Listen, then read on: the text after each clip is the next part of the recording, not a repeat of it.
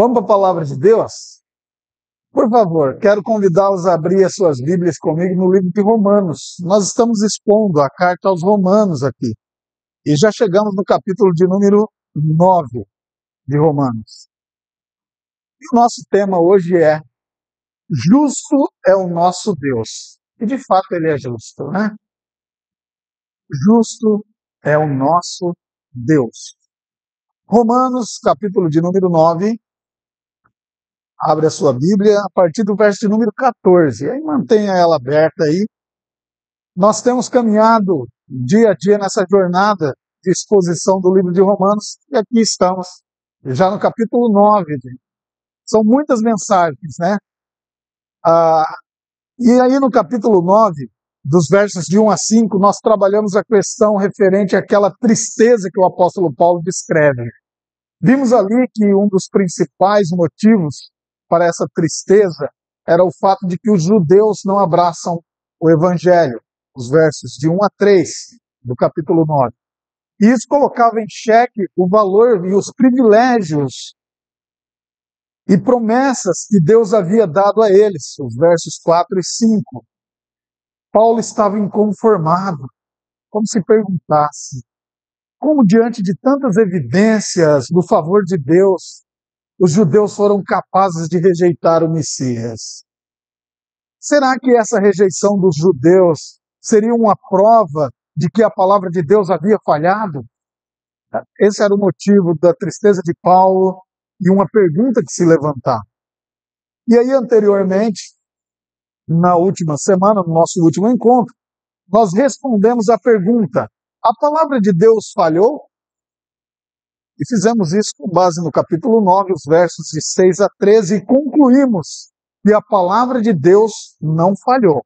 O argumento do apóstolo Paulo, dos versos 6 até o verso de número 29 do capítulo 9, mas mais especificamente até o versículo de número 13 do capítulo 9, é que o verdadeiro povo espiritual de Deus sempre se baseou no chamado gracioso e soberano de Deus.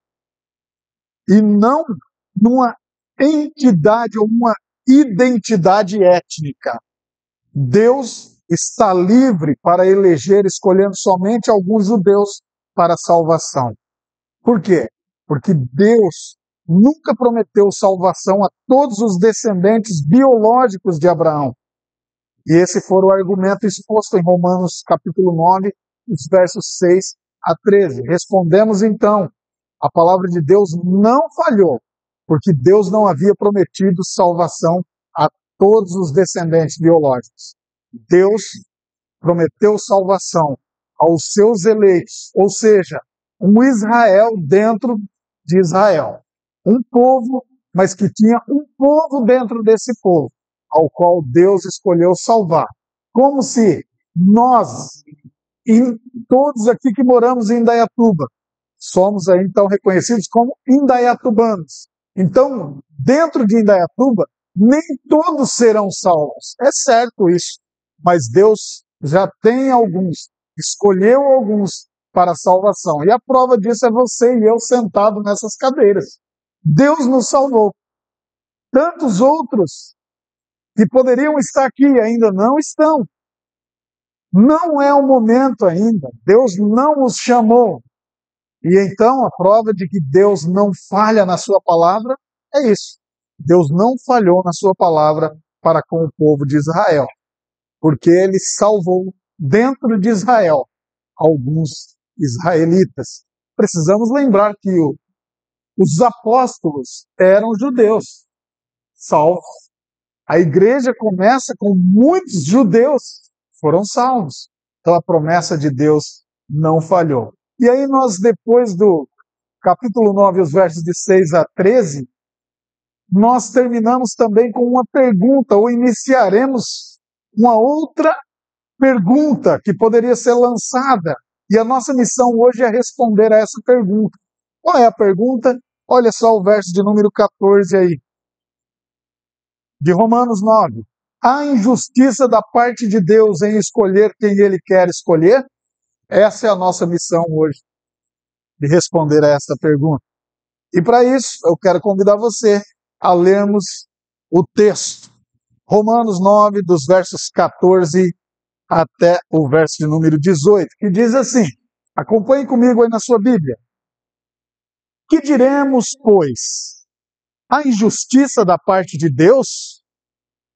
De modo nenhum, pois ele diz a Moisés, terei misericórdia de quem me aprouver ter misericórdia, e compadecer-me-ei de quem me aprouver ter compaixão. Assim, pois, não depende de quem quer ou de quem corre, mas de usar Deus a sua misericórdia. Porque a Escritura diz a Faraó, para isso mesmo te levantei, para mostrar em ti o meu poder e para que o meu nome seja anunciado por toda a terra. Verso 18, logo tem ele misericórdia de quem quer e também endurece a quem lhe apraz. Senhor, eis a tua palavra, que o teu Espírito Santo nos ilumine neste momento, para entendermos a tua palavra e para aplicarmos a tua palavra. Da minha parte, peço que o teu Espírito Santo me ajude a expor esta palavra com fidelidade a ela e com fidelidade ao Senhor. Porque, Senhor Deus, o importante para nós nesta noite é recebermos do Senhor a instrução para uma vida piedosa, para uma vida que caminha nos teus caminhos, porque andando nos teus caminhos, seguros estaremos, porque o Senhor assim nos dará segurança. Em nome de Jesus, amém. Queridos, a palavra de Deus, ela nos instrui, nos ensina. E o que Paulo está fazendo aqui, dentro desse texto, é responder a uma possível indagação. É como se Paulo tivesse aqui um opositor. Talvez esse opositor fosse imaginário. Talvez ele não existisse realmente. Talvez fosse o próprio Paulo colocando aqui essas perguntas. E Paulo tinha essa habilidade. Se você perceber os textos de Paulo, ele era um habilidoso escritor. E ele usava muitas vezes esse modo de escrita. Perguntas e respostas. E aqui no verso 14 ele está fazendo exatamente isso. Esses versos é como se Paulo estivesse fazendo um desvio do caminho principal do argumento dele. Mas nós não podemos negar também que isso é necessário, pois muito provavelmente a afirmativa de Paulo em dizer que Deus escolhe a quem quer salvar e a quem quer rejeitar, que ele faz isso nos versos de 10 a 13 do mesmo capítulo, poderia ser recebida com perguntas e até objeções. E então Paulo, orientado pelo Espírito Santo e habilidoso como ele era, começa então a responder essas perguntas. Embora seja Paulo quem formule essas perguntas, tais questionamentos apontados aqui nesse texto para apoiar o seu argumento, certamente representam também objeções que ele ouvia frequentemente no seu ministério. Provavelmente os judeus lançavam essas perguntas a Paulo. Ele ouvia isso. Talvez não viessem diretamente a Paulo, mas ele ouvia isso. Que tipo de pergunta poderiam vir? Essas. Se Deus decide quem escolherá e quem rejeitará, verso de número 13, como ele ainda pode ser justo? É a pergunta que levanta no verso de número 14. E Paulo começa a responder essa pergunta da seguinte forma. Eu separei aqui em três partes iguais. Não, em três partes esse texto, para nós acompanharmos a resposta de Paulo, o argumento de Paulo em dizer que não há injustiça nenhuma da parte de Deus quando ele faz a escolha que ele faz. E a primeira parte está em Paulo dizer: Deus é livre para demonstrar misericórdia a quem ele escolher. Deus escolhe a quem ele quer demonstrar misericórdia. É isso. E ponto. Às vezes a gente quer criar a ideia de que, mas poxa vida, como que Deus pode ser misericordioso com fulano e não com ciclano? Deus é assim. Ele age dessa forma. Ele é livre para demonstrar a misericórdia dele a quem ele escolher dar misericórdia. Veja o verso de número 11 do capítulo 9 de Romanos, que você está aí aberto, acompanhando. E ainda é o que Paulo estava dizendo, e ele disse isso anteriormente. E ainda não eram os gêmeos nascidos, nem tinham praticado bem ou mal, para que o propósito de Deus quanto à eleição prevalecesse, não por obras, mas por aquele que chama, já fora dito a ela: o mais velho será servo do mais moço. Como está escrito: amei Jacó, porém me aborreci de Esaú. É o que Paulo estava dizendo. Deus é livre. Ele escolhe quem ele quer. Ele faz o que ele quer e como ele quer. Paulo tinha dito isso anteriormente. E agora, Paulo continua reforçando esse argumento. Porque provavelmente alguém ia levantar a pergunta: mas Paulo, há injustiça da parte de Deus em escolher alguém para salvar e não escolher o outro para salvar. Paulo vai dizer: não, não há. E ele começa então o seu argumento trazendo à nossa mente isso. Deus é livre para demonstrar misericórdia a quem ele escolher demonstrar. E aí ele vai reforçar isso nos versos 15 e 16. E ele vai utilizar um texto que está lá em Êxodo, capítulo de número 33, nos versos 19. Olha só o que ele diz no Romanos 9, 15 e 16. Pois ele diz a Moisés: terei misericórdia de quem me aprouver ter misericórdia, compadecer-me-ei de quem me aprouver ter compaixão. Ele está repetindo a mesma coisa que foi dita anteriormente sobre Jacó e Esaú. Precisamos aqui lembrar que Êxodo capítulo 33, 19, que é quando Deus diz assim: farei passar toda a minha bondade diante de ti, Moisés, e te proclamarei o nome do Senhor. Terei misericórdia de quem eu tiver misericórdia, e me compadecerei de quem eu me compadecer. Esse texto ele se localiza após o episódio do bezerro de ouro, lá em Êxodo, que vocês lembram-se muito bem. Também tem relação com aquela oração que Moisés faz, pedindo misericórdia da parte de Deus sobre o povo, para que não eliminasse todo o povo. Moisés clama em favor de Israel.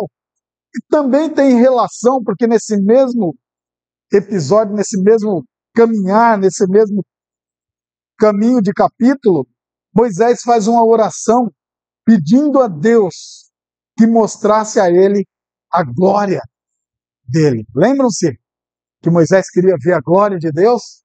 E então, Deus responde a Moisés, dizendo que faria passar diante dele toda a glória dele. Deus atende a oração de Moisés. Deus atende os 3 pedidos de Moisés. Não elimina o povo. Deus ainda diz que iria adiante do povo. E Deus ainda faz com que Moisés veja a glória dele, ainda que pelas costas, né? Mas Deus atende o pedido de Moisés. Os pedidos dele foram atendidos, não porque Moisés merecesse tal coisa, mas porque encontrou misericórdia diante dos olhos de Deus. E é o que Deus disse. É o que Deus disse. Farei passar toda a minha bondade diante de ti, Moisés, e te proclamarei o nome do Senhor. Terei misericórdia de quem eu tiver misericórdia, e me compadecerei de quem eu me compadecer. Por isso, Moisés, eu estou respondendo a tua oração. Eu estou atendendo os teus pedidos, porque eu quero ter misericórdia de você, Moisés. Porque eu quero fazer isso por você, Moisés. Porque você encontrou graça aos meus olhos, Moisés. Assim como o mesmo Deus vai falar a respeito de Enoque, lá em Gênesis. Da mesma maneira que vai falar a respeito de Noé, lá em Gênesis. Olhando para a terra e viu Noé, homem justo. Por que Noé era justo? Não. Pecador, caído. Mas nos olhos de Deus, Deus o amou, Deus o escolheu. Ele encontrou graça, achou graça aos olhos de Deus. Todas as razões pelas quais Deus usa de suas misericórdias têm motivo dentro do próprio Deus. Não está fora do próprio Deus. As misericórdias de Deus brotam de dentro do próprio Deus. Elas não brotam por conta de ações, feitos humanos ou de qualquer outro ser. As misericórdias de Deus brotam de dentro do próprio Deus. Todos os homens estão igualmente afundados em pecados, misérias, igualmente sob culpa e ira divina. Todos, sem exceção. E Deus, usando do seu senhorio, sem oferecer-nos para tanto qualquer razão, ele determina que alguns indivíduos serão monumentos de misericórdia e graça diante dele. Ao ponto que a outros não. Ao ponto que a outros ele deixa de lado nos próprios pecados e morrem nos seus próprios pecados e vão para o inferno nos seus próprios pecados. Deus fará o que ele quiser fazer e não prestará conta a quem quer que seja, porque ele é Deus. A misericórdia de Deus perdura para sempre, porque a razão para ela se origina em seu interior. E é por isso que nós precisamos ter humildade ao olharmos para Deus. É por isso que nós devemos orar pedindo a Deus misericórdia, para que encontremos graça diante dos olhos de Deus. Porque não há nada que nós façamos que possa nos justificar.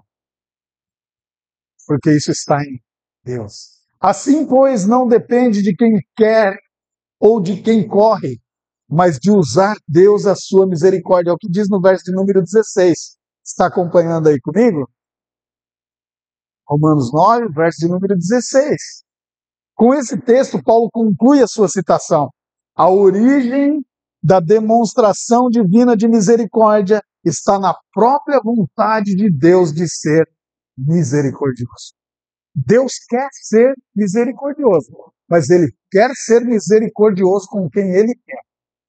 Não é com quem nós apontamos e dizemos, Senhor, seja misericordioso com ele. Senhor, seja misericordioso com fulano. Não, Deus escolhe ser misericordioso com quem ele quer. Como todos não merecem da parte de Deus nada além da ira, ninguém poderá exigir misericórdia como direito. Porque todos nós estamos mortos nos nossos delitos e pecados. Então nós não podemos exigir misericórdia como um direito nosso. Todos fomos condenados lá no Éden, na queda. Quando Adão caiu, todos nós entramos para um grupo que estava caminhando para o inferno. Ali. Então nada nós temos de direito. Não podemos exigir de Deus misericórdia.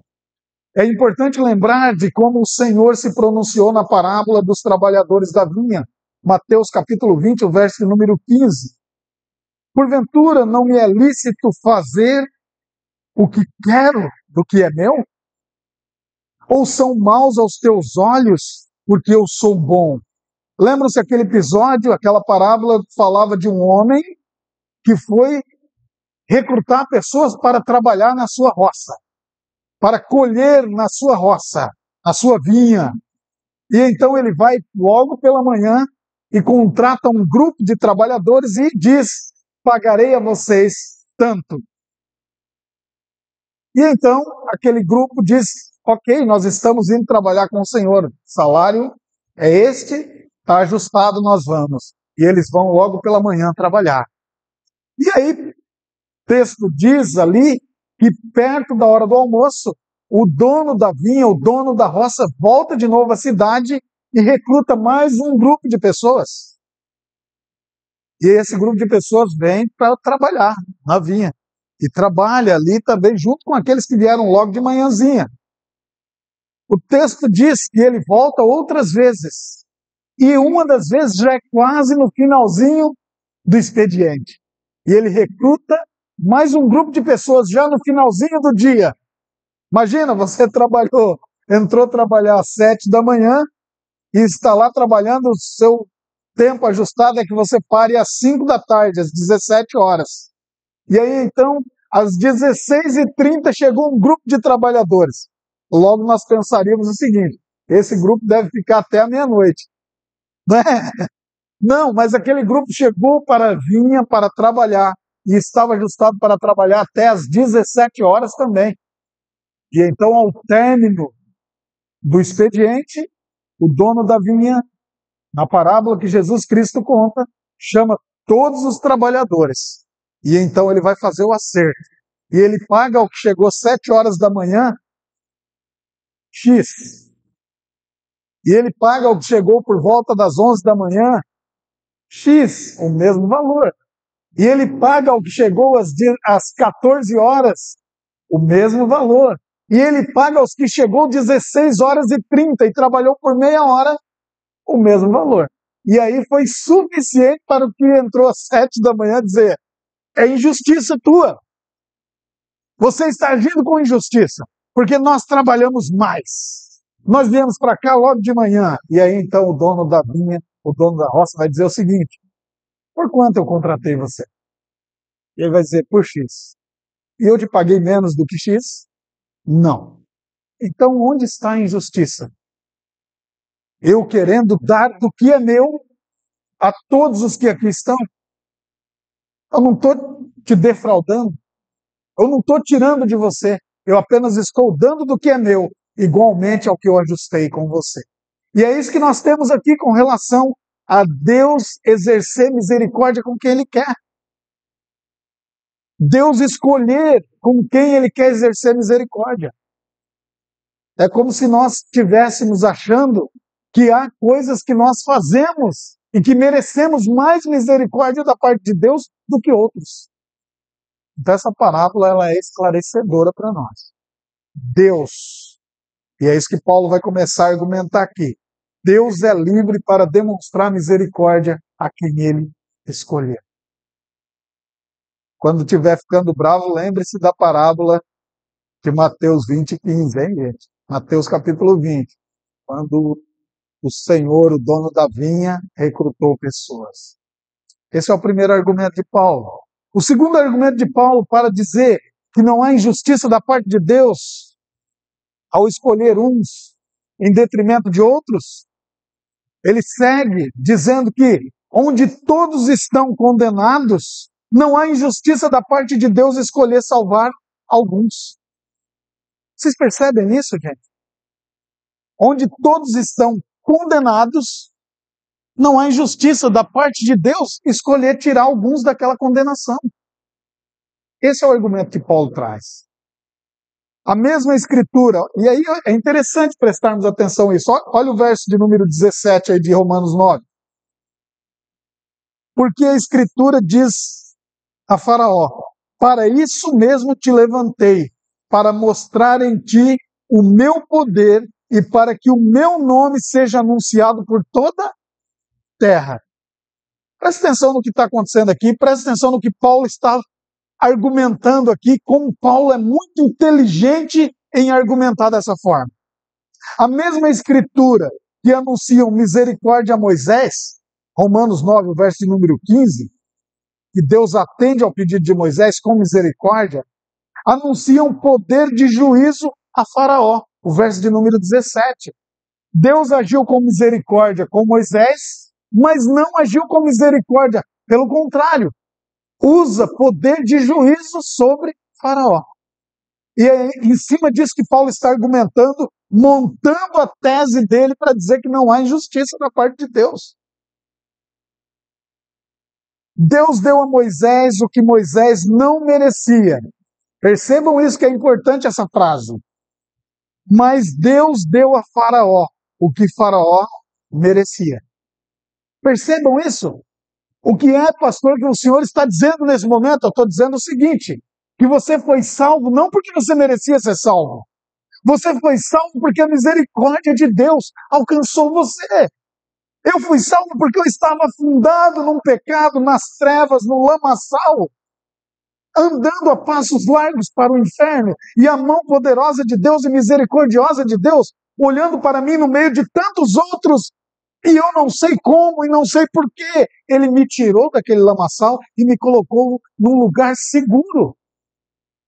É isso que Deus fez. Ele não me deu o que eu merecia, porque o que é que eu merecia? Ir para o inferno. Ir para o inferno. Então, onde está a injustiça da parte de Deus? Onde está a injustiça? Paulo está argumentando dessa forma. Não poderia Deus ignorar alguns e conceder graça a outros? Ele é dono de tudo. Ele criou todas as coisas que os nossos olhos veem e aquilo que os nossos olhos não veem. Ele criou as coisas que nós conseguimos imaginar e Ele criou também as coisas que nós nem conseguimos imaginar. Ele é dono de tudo. Então, Paulo está argumentando onde está a injustiça. Se todos estavam condenados ao inferno, onde está a injustiça da parte de Deus em ter escolhido tirar alguns da lei? Para o John Stott, a surpresa não reside em que Deus escolha alguns para salvar e outros não, mas pelo o fato de que alguém se salve. Aí é que está a surpresa. Nós não deveríamos ficar surpresos se Deus condenasse todos ao inferno. Mas nós devemos ficar surpresos, porque Deus, mesmo nós merecendo o inferno, Ele nos resgata, nos tira de lá. E eu concordo com isso. Eu concordo com isso. Porque eu não merecia nada. Eu sei quem sou eu. Eu sei quem eu era. Eu não merecia nada da parte de Deus. Então eu concordo. A surpresa não é que Deus escolha tirar alguns. A surpresa é que Deus salve alguns mesmo. Nós devemos estar surpresos com isso, porque nós merecíamos ir para o inferno.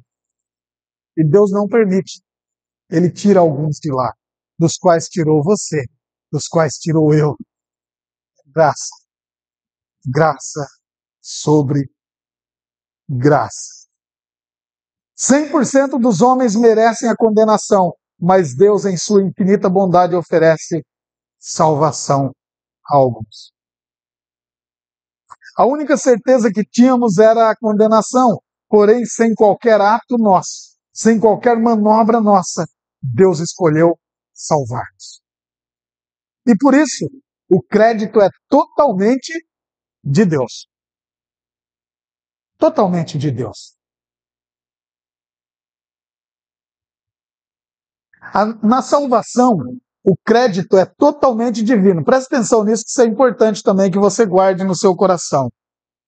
Mas na condenação, a culpa é toda do homem por conta do seu pecado. E Paulo constrói esse argumento. Ele vai dizer que o segundo argumento aí de Paulo, para dizer que não há injustiça da parte de Deus, é que onde estão todos condenados, não há injustiça da parte de Deus escolher salvar alguns. Numa fila em que todos estão indo para o inferno, não há injustiça se Deus, com mão misericordiosa e poderosa, resgatar alguns e colocar na fila que está indo para a Nova Jerusalém, para o céu. Não há injustiça da parte de Deus. O terceiro argumento que nós temos aqui está lá no verso de número 18. Romanos 9, verso número 18. Isso aqui é importante, porque isso toca numa parte teológica que é muito difícil de compreendermos. E eu não estou aqui querendo dizer que Romanos 9 é café com leite, facinho de interpretar. E não estou querendo dizer também que é mamão com açúcar, facinho demais. Não. Eu quero aqui dizer que a palavra de Deus, por vezes, ela é para nós indigesta. Ela é para nós difícil de aceitar. E eu estou querendo aqui também dizer que o que nós estamos ensinando aqui em Romanos 9 não é para que você saia por aí querendo brigar com as pessoas, fazer valer a sua maneira de pensar, Não, o que nós queremos aqui em Romanos 9 é que cada um de nós, de maneira humilde, nos coloquemos no nosso devido lugar, que é de submissão total ao nosso Deus. Porque dele depende todas as coisas. E então esse terceiro argumento do verso 18 toca teologicamente nessa zona de arrogância que nós temos, nesse ponto de arrogância que nós temos, que é, Paulo traz a ideia aqui de que os endurecidos seguem endurecidos para receberem o que merecem. Pastor, o que você está querendo dizer? É isso que eu estou querendo dizer mesmo. Aquele que está condenado com o coração duro, ele segue com o coração duro para receber exatamente aquilo que ele merece receber. E lembramos, o que é que nós merecemos da parte de Deus? O inferno. Em que fila nós estávamos todos? Para o inferno.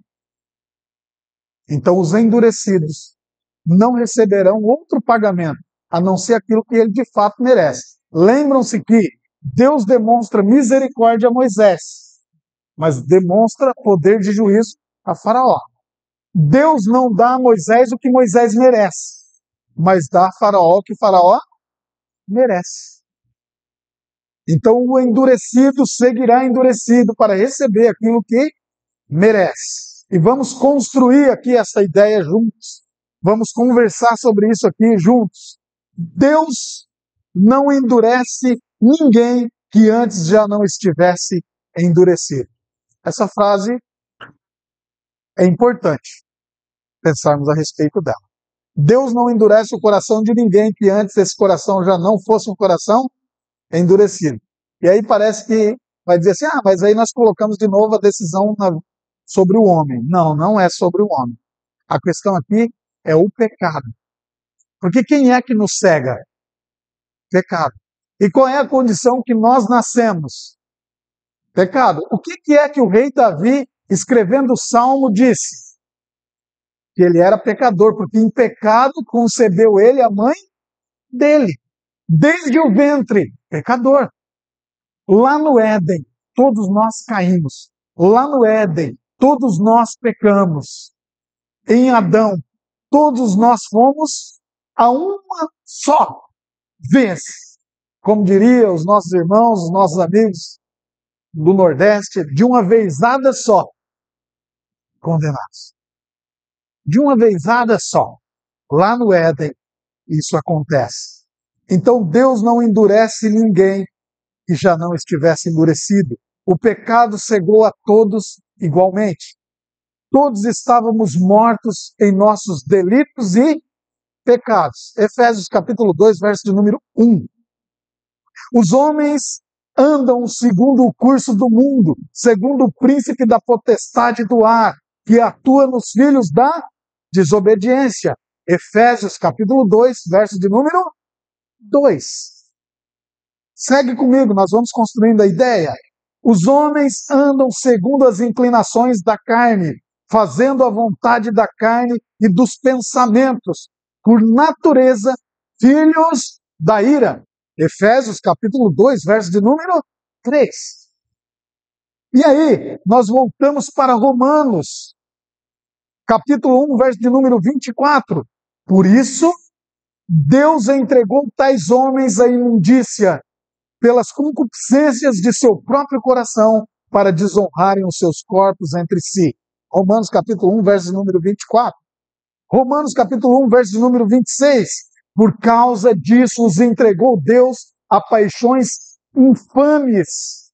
Romanos capítulo 1, verso número 28. E por haverem desprezado o conhecimento de Deus, o próprio Deus os entregou a uma disposição mental reprovável, para praticarem coisas inconvenientes. E assim é o coração endurecido do homem. Nós estávamos nessas pisadas, nesses caminhos, dentro do lamaçal, e andando cada vez mais profundo daquele lamaçal. Observem comigo, porque o texto aqui vai dizer o seguinte: logo tem ele misericórdia de quem quer, e também endurece a quem lhe apraz. Veja o coração de Faraó. Voltemos então para Êxodo, capítulo de número 7, verso de número 13. Todavia o coração de Faraó se endureceu, não os ouviu. Êxodo capítulo 7, verso número 14. Disse o Senhor a Moisés: o coração de Faraó está obstinado, recusa deixar ir o povo. Êxodo capítulo 7, verso de número 22. Porém, os magos do Egito fizeram também o mesmo com as suas ciências ocultas, de maneira que o coração de Faraó se endureceu e não ouviu, como o Senhor tinha dito. Êxodo capítulo 8, verso de número 15. Vendo, porém, Faraó que havia alívio, continuou de coração endurecido e não os ouviu.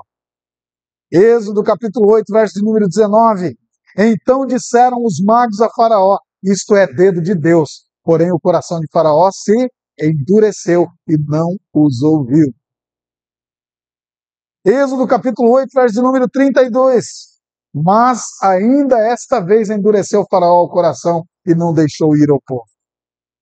Êxodo capítulo 9, verso de número 7.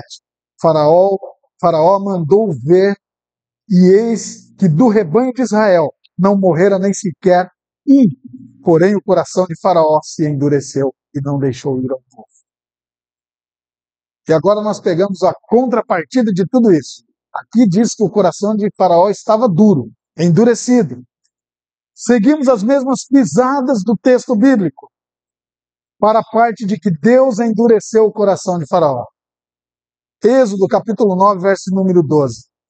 Porém o Senhor endureceu o coração de Faraó, e este não ouviu. Êxodo capítulo 10, verso número 20. O Senhor, porém, endureceu o coração de Faraó, e este não deixou ir os filhos de Israel.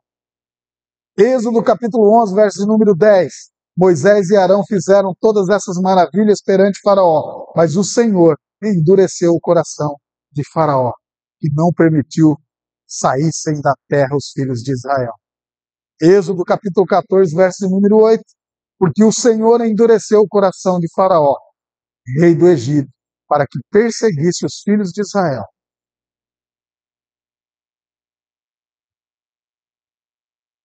O Senhor não endurece o coração que já não era endurecido pelo pecado.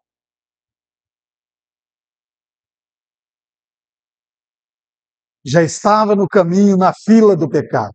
Já estava no caminho do lamaçal. Com lama até a cintura e andando mais profundo. E veja que ainda continua sendo assim. Se você abrir a sua Bíblia lá em 2 Tessalonicenses, capítulo 2, os versos de 9 a 12, nós teremos lá o seguinte texto. Veja que isso é muito importante. Ora, o aparecimento do iníquo é segundo a eficácia de Satanás, com todo o poder e sinais e prodígio da mentira. Verso número 10.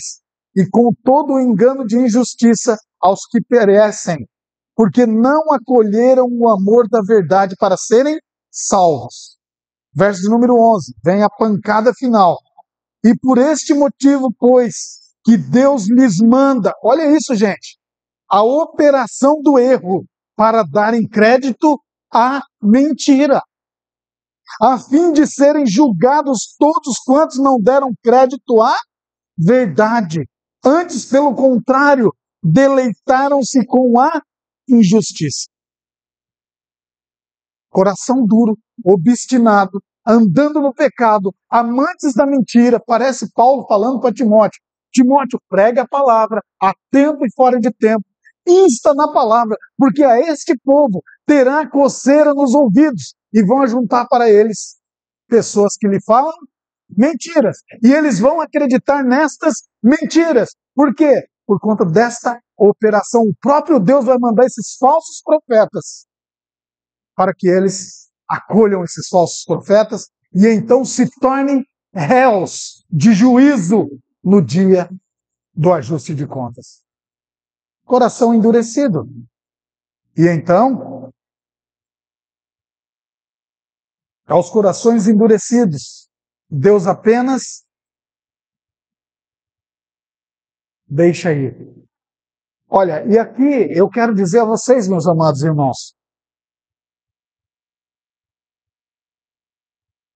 a pior coisa ao ser humano é quando ele não é corrigido por Deus.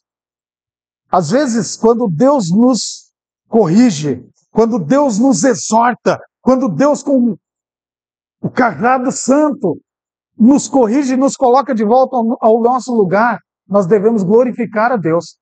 Passar por correção divina significa: Deus me ama, Deus tem misericórdia de mim, Deus me resgatou, Deus quer me levar ao céu para viver eternamente com Ele. Porque aqueles que não têm a misericórdia de Deus, sabe o que é que Deus faz, queridos? Deus entrega eles aos seus próprios desejos. E esta é a punição mais terrível que um pai pode dar a um filho, é entregá-lo aos próprios pensamentos e aos próprios desejos. O filho fazendo tudo errado e o pai dizendo: siga, meu filho, porque isso vai dar certo, isso vai dar muito bom. Siga, meu filho, porque o caminho que você está não é de morte. E quando fatalmente será de morte. Esta é a pior punição que um pai pode dar a um filho. E é exatamente o que Deus faz aos corações endurecidos. Paulo fala disso lá em Romanos capítulo 1, e eu li vários versículos a respeito disso. Deus entrega essas pessoas. Por isso, meu amado irmão, meu querido amigo, que nos acompanha agora online, que vai ver essa mensagem depois não sei quando, cuidado! Cuidado! Para que o seu coração não vire um coração endurecido, a ponto que Deus entregue você a você mesmo. Que Deus entregue você aos seus próprios pensamentos, aos seus próprios desejos, aos seus próprios enganos de pensamentos. Porque aí sim você estará num caminho de morte, de terror, e a passos largos para o inferno, para o juízo divino. Por isso, Deus não endurece coração que já não seja endurecido. E esse coração endurecido é por conta do pecado. Todos nós temos coração endurecido e cego por conta do pecado. Logo tem ele misericórdia de quem quer e também endurece a quem lhe apraz. O endurecimento é um juízo de Deus sobre o pecado e não uma decisão arbitrária de Deus em relação a um indivíduo com vista a excluí-lo da salvação e da condenação. Podemos concluir que as pessoas destinadas à glória foram escolhidas do estado de pecado e destruição no qual estavam submersas, e as destinadas à perdição foram, por decreto divino, deixadas naquele estado. Vocês entendem isso aqui? Então estavam todos lá, naquele estado, submerso no pecado, pronto para ir para o inferno. E Deus, com graça e misericórdia, escolhe alguns, elege alguns e tira de lá. E coloca aqui. E agora ele anda num caminho estreito, de fato. Ele vai passar por uma porta estreita, de fato. Mas ele viverá largamente no céu. E em contrapartida, Deus permite que alguns que estão muito felizes aqui na terra, vivendo muito alegre aqui na terra, mas afundados nos seus pecados, porque todos pecaram e destituídos estão da glória de Deus. Romanos capítulo 3 vai falar disso. E aí então o que é que Deus faz? Deus apenas os deixa lá onde está. Coração endurecido. E esse coração vai se endurecendo cada dia mais e vai seguindo. E Deus então deixa essas pessoas e entrega elas às suas próprias paixões. E nós sabemos, gente, que uma pessoa que é entregue às suas próprias paixões, o resultado não é bom. E aí nessa parte eu quero concluir dizendo o seguinte: o homem entra no céu inteiramente pela graça e vai para o inferno inteiramente por causa do seu pecado. Mas qual é o pecado, pastor?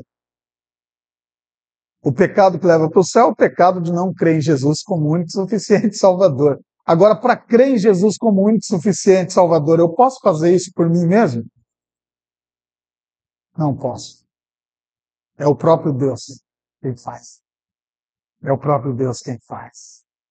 Por isso, eu quero concluir essa mensagem de hoje dizendo aos irmãos, é como se o opositor imaginário de Paulo dissesse: Paulo, você não acha que está errado propor que Deus faz suas escolhas, Isaac, Jacó, arbitrariamente? Você não acha que isso está errado? E Paulo responde: suponhamos que essa escolha tenha sido puramente arbitrária. Mesmo assim, Deus não é injusto, pois não teria Deus o direito de ter misericórdia de quem ele quiser ter misericórdia? Essa frase não é minha. Essa frase é do John Knox.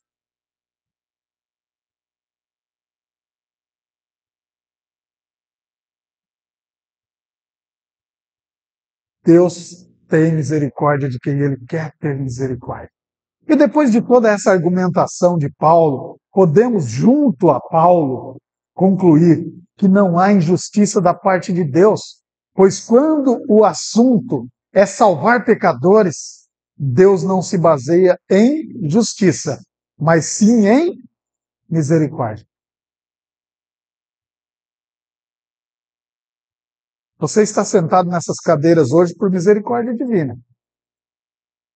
Você veio até essa igreja hoje por misericórdia divina. Você crê em Jesus Cristo por misericórdia divina. Você lê a palavra de Deus e entende o que está escrito nela por misericórdia divina.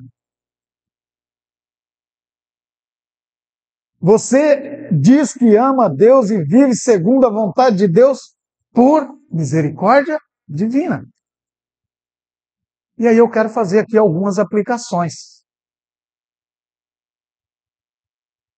Diante de toda essa verdade exposta, diante de tudo isso que nós falamos, diante de toda essa argumentação de Paulo, de que Deus é livre para demonstrar misericórdia a quem ele escolher, de que onde todos estão condenados, não há injustiça da parte de Deus escolher salvar alguns, e de que os endurecidos seguem endurecidos para receberem aquilo que merecem, nós precisamos pensar como devemos viver. E aí, aplicando essa palavra, é bom que nós sejamos gratos por ter Deus escolhido-nos. Deus escolheu você, Deus escolheu a mim entre tantos pecadores e nos salvou. Isso é a mais pura demonstração de misericórdia divina em nossa vida. E aí, queridos, a gente vem para a igreja, para um culto desse, e não somos capazes de glorificar a Deus. E não somos capazes de ser grato a Deus. E o nosso coração vem para cá duro. Nós chegamos como se tivesse vindo cumprir algum ritual. E não é isso que Deus espera de nós, porque o que Ele fez por mim, fez por você, é algo impagável. E eu e você deveríamos amar esse momento de ajuntamento, esse momento em que nós oramos, esse momento em que nós ouvimos a palavra de Deus, esse momento em que nós cantamos louvores a Deus e reconhecemos Ele como o Deus misericordioso que nos tirou da fila que ia para o inferno e nos colocou a caminho do céu.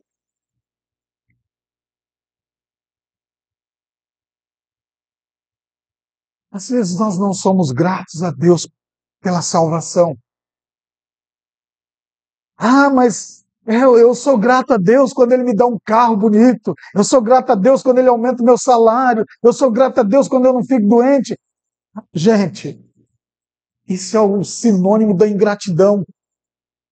Nós devemos ser gratos a Deus porque Ele nos deu o maior presente, que é a salvação.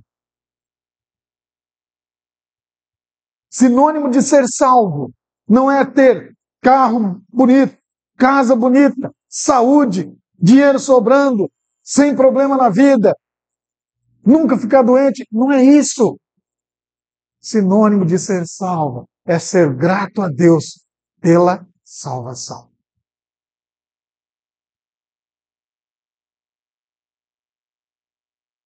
Devemos também, diante de tudo que aqui foi exposto, depois de ser grato a Deus, depois de agradecer a Deus pelo que Ele fez, confiar na sabedoria de Deus, mesmo quando não entendemos completamente os seus propósitos. Confiar na sabedoria dele. Senhor, está cinzento. Senhor, não estou conseguindo ver sentido nisso que está acontecendo na minha vida. Senhor, não estou conseguindo entender nada do que está acontecendo. Mas aí você diz, eu confio na tua mão que me segura. Eu confio no teu olhar que me guia. Eu confio no teu Espírito Santo que me ilumina. E eu confio no teu Espírito Santo que é o selo da promessa de que um dia eu viverei plenamente em paz diante da tua face. Diante de tudo isso que foi exposto, depois de sermos gratos pela salvação de Deus, depois de sermos chamados a confiar na sabedoria de Deus, precisamos ser humildes diante da soberania de Deus. E quando nós falamos sobre soberania de Deus, queridos, é fácil a gente aplicar soberania de Deus para algumas coisas. Por exemplo, acontece uma enchente, uma inundação lá no litoral. Ah, Deus é soberano, ele sabia que aquela inundação iria acontecer. Acontece um desastre de avião, por exemplo, quando aconteceu aquele terrível acidente com o voo da Chapecoense que estava indo para disputar uma final da Sul-Americana. E ali tinha crentes dentro daquele avião. E nós dissemos o seguinte, Deus é soberano. Deus viu que aquele avião ia cair, Deus sabia o que ia acontecer e Deus permitiu. Confiamos no quê? Soberania divina. Agora, por que nós não somos humildes em acatar a soberania divina também para a salvação? Precisamos ser humildes diante da soberania de Deus. Ele salva quem Ele quer. E é Ele quem salva. E eu já disse isso aqui uma vez, eu vou dizer a segunda, vou dizer a terceira, a quarta, quantas vezes precisar. Eu não sei quais são as características que Deus vê em alguém quando Ele salva. Tudo que nós temos biblicamente é que quando Deus olha para nós, Ele vê pecadores. E o que nós temos biblicamente é que quando Deus olha para aqueles que reconheceram Cristo como o único e suficiente Salvador, são pessoas, são seres justificados. Agora, quem faz esse processo é o próprio Deus. Eu não sei como. Alguém vai perguntar, pastor, o que Deus viu em você para salvá-lo? Eu não sei. Eu não sei quais são as prerrogativas de Deus para salvar alguém. A única coisa que eu sei é que Deus faz isso por misericórdia. E a misericórdia significa dar a alguém aquilo que ele não merece. E justiça significa dar a alguém aquilo que ele merece. E por isso a salvação divina é um ato de misericórdia. Deus nos dá aquilo que nós não merecemos. E vamos finalizar aqui. Confiemos na justiça de Deus. Mesmo quando os nossos olhos humanos tentam nos enganar, fazendo parecer haver alguma injustiça da parte divina. Continue confiando na justiça de Deus. Continue. Olhe para Deus. Ande com Deus. A tempo e fora de tempo. Porque justo é o nosso Deus. Oremos. Senhor, louvamos o teu nome por essa palavra. Agradecemos por esta palavra. Reconhecemos, ó Deus, que precisávamos ouvi-la. Reconhecemos, ó Deus, que precisávamos que o Senhor nos ensinasse nessa noite. E agora, Deus, pedimos também ao Senhor que aplique esta palavra aos nossos corações.